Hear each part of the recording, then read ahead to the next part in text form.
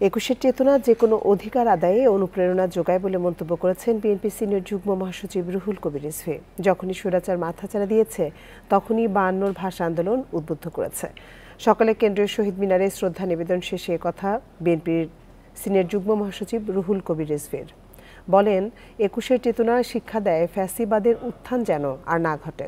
ন্যায় বিচার, সাম্য, সম অধিকার নিশ্চিত করতে একটি অবাধ সুষ্ঠু নির্বাচন দিতে হবে।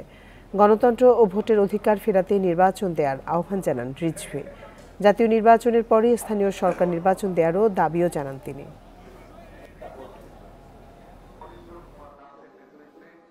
যখনই আমরা কোনো স্বৈরাচারের কবলের মধ্যে পড়েছি, যখন দেশে গণতন্ত্র হারা মানুষ বন্দিশালার মধ্যে বাস করেছে, তখন 52 আমাদেরকে উদ্বুদ্ধ করেছে, আমাদের প্রেরণায় জাগরিত করেছে যে কিভাবে আমরা এই স্বৈরাচারের বিরুদ্ধে, অত্যাচারের বিরুদ্ধে আমরা লড়াই করব। এই প্রেরণাতেই আমরা